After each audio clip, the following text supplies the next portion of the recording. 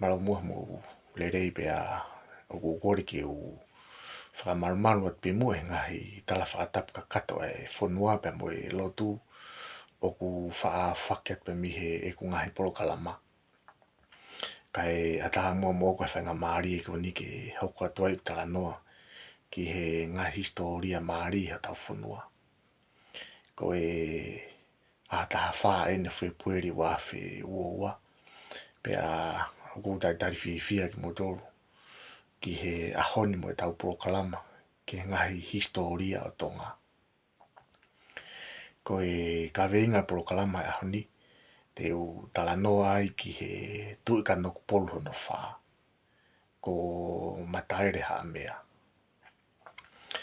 Ki mua ke hoko te polo kalama. O kou whi tuku he na whakapa apa maarunga mo oni. Ki he kau matao tao i he historia o tonga pe mo e tala o tonga. Mōre ke mama o ku iaha whahinga uhinga ia polo kalama koe ni. Ko e whakakaukau mauralo bea mo tuani. Ke whakahauka whangi polo kalama koe ni. Na aonga pe ke hako tupu e whonua. Pe mo ki nau tolu na manako. Ke tau historia. Pe a hange pe koe ia mu wha ngona he polo kalama. Ko e ngai whakaukau watu koe ni. Mōre ke mama au ku whaha tau kawe ie koe tonu eni. Ka koe wahe atu pe ngahi whakaukau koe ni. Na e makatu ngai me ngahi whikumi. Pe mo ngahi tohi. Na aku whetaulaki mo ia. Pe a i ene pe he ko salute ka tek motoru kotoa. Kau matiketika i he malae o e historia o tonga. Pe a ko kore whamore ka tek motoru. Na tō halai o pe he kua whainga uhinga. Ngahi polo kalama ko whakahoko atu. Ko e tau polo kalama whamui mui whoki na ku tala noa ai ki he tui ka no polo hono tolu. Ki a mataere tua piko. Pe a he kai ki tue whoki ki he ka veinga ko ia ko tui pe a wia ko si mahino lelei pe. Ka te uhoka atu ai pe ki he tui ka no polo hono wha. Ki a mataere ha mea. Ko e taha whoki e whakakaukau ia o e polo kalama ko e ni. O ka mata mai pe me a ngata. O a umai ki a mataere tua piko. Na ku atu whoki a e whakaukau ki ne tāki kina e tau polo kalama. Ko e ngai whakaukau pe mo ngai whaunga na e pine i mai e ngata ki he historia o tonga pe mo e whaunga o tonga. Ko e ngai whakaukau whakaha moa. Pe hangi pe ko ia na aku wha tala noa ki ai. Mōre ke mama au kua ha palapare ma moha kovi o ngai whakaukau ko ni. Ka koe mea pina e pau ki hoko. Pea koe taha whoki a ngahi poini na aku tau kawe i o hangi ko ia na e turi fua kai a toke taha i lai hu. Ko e kamataanga o e tui kanok polu o whai whanonga mai ai na e whiri e tui. Pea koe whakaukau ko ia koe ngai whakaukau whaha moa. Pea niangona toki a umai e ki ha tuunga. Na e toki hoko rewa e whohalahi ke tui. Ka koe whakakaukau koe na ku o mai ke tau kamata mai aki mea ngata wa umai ke ahoni. Koe tui na e whiri. Pea koe whakaukau koe ia koe whakaukau whaha moa. O hangi pe koe ia na mu o si mea i. Ka pau te mu manatu ki he tau ngahi polo kalama na isi whakahoko. Na e osi pea ngata pea hoko no whoha ko atamata ila. Na e osi mahino pena e lahi a bakarepu ia ia atamata ila. Kana e hoko a atamata ila ia ki he taloni. Pea osi pea atamata ila pea hoko no whoha ko mataere tua piko. Na os mahino pina e lahi la waka ia mataere tua piko. Kana e hoko mataere tua piko i he taloni. Pea koe whakakaukau tātau pena e hoko ki a mataere ha mea.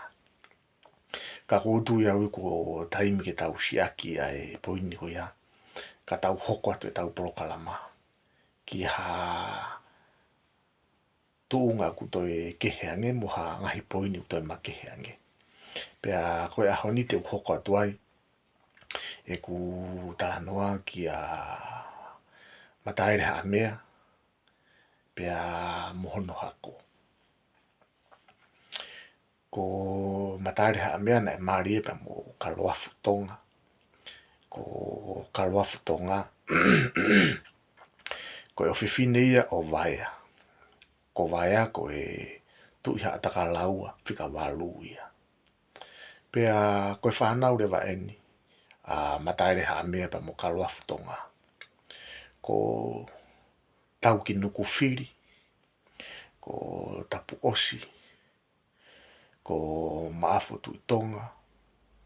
Ko mohonau tu fifine ko halae walu. Mo whatani. Pea mo fusipala. Pea mo tupo vi tongo. Tulou.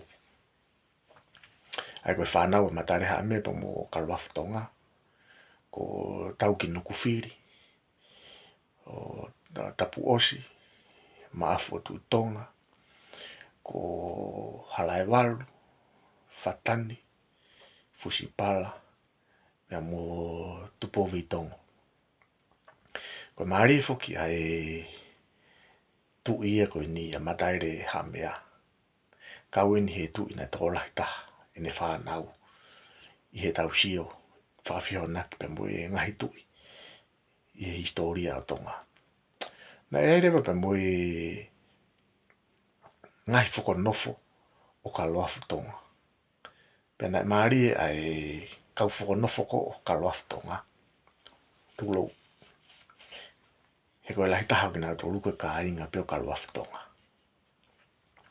Pea koe taha e whakonofo o kaloafu tonga ko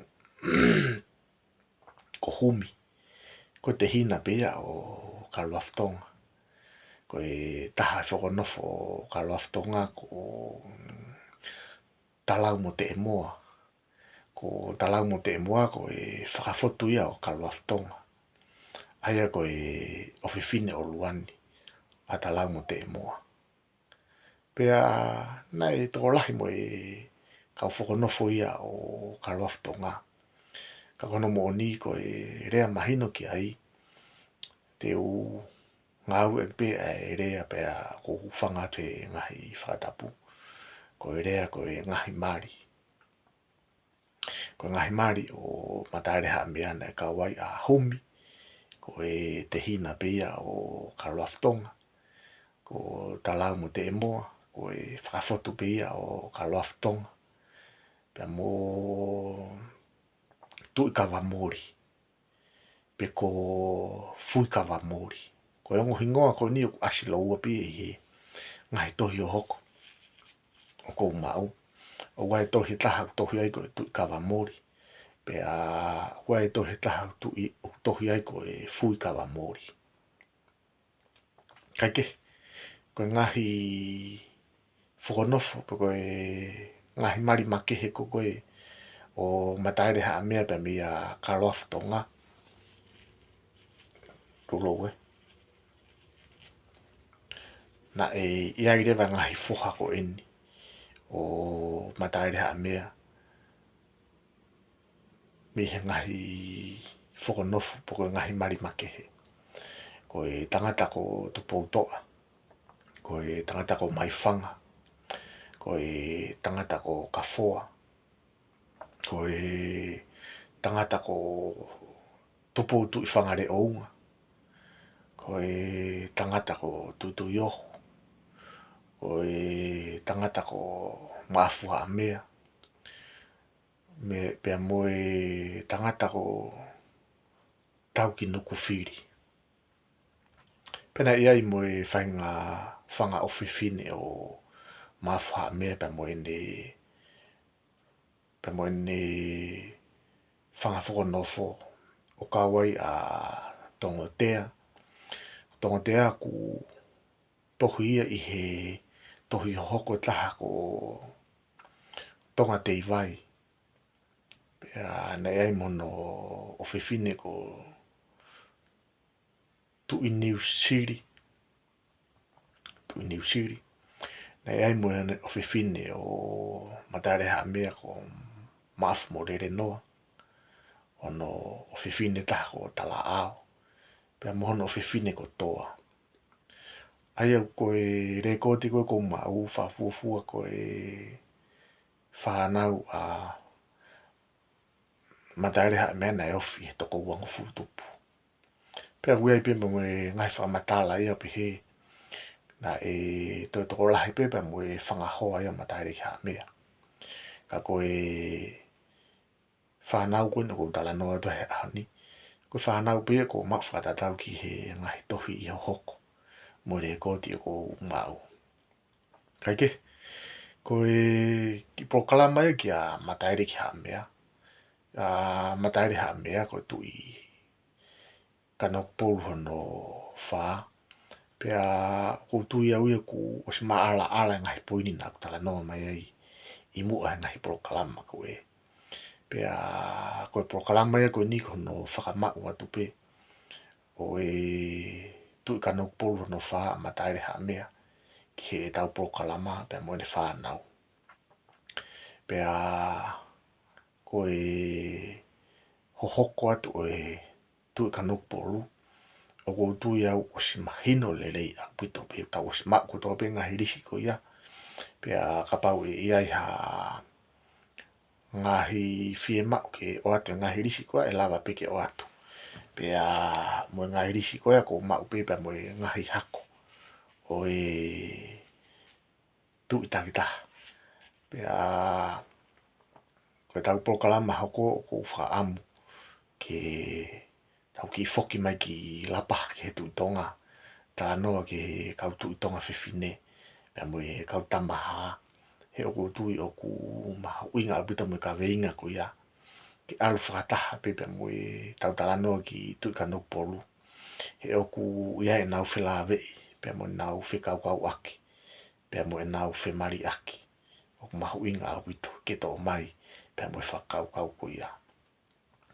Koe whakau ke ki proklama nou ke whiawhini. Pea kukor whamore more atu ka te muto tō kau whanongo ka pau ku iai harea tō ki tua pe o ku iai hangahi uhinga mo hangahi tala ku ikai ke tatau ia mo mau. Pea hange pe ko iau whahe ake atu mihe e ngahi proklama. Mo ka tak whamore. Koe ngahi proklama koe ni ke tau historia ato ngā. He kai pe ke tuku no o atu. Pea hange pe ko ia mo lawe I kau whanong. O ku lahi abuto ngahi tā noa whungani pe mihe e ku se nolo. Pea ngahi tā noa whungani koe I ngahi malai ke pe. Pea au kua te whakawhika te kumuto. Ke mu subscribe mai ke ki se nolo koe ni. Na iai peha aonga. E ngahi tala noa koe ni ke tau whanau. Pea mo kakai kotoa au nau mahuinga ia I he tau tala o tō ngā pia mo historia o tō ngā. Ko whaosi e tau proklama ke ahoni. Pea ko tala monu atu e ngahi ngāu kotoa piu whaka toka mi uru. Whatawangi ke kaua o tua mafi I he tataki o ngahi whatongia. Mo ngahi ngafa ki he whanua pia mo lotu.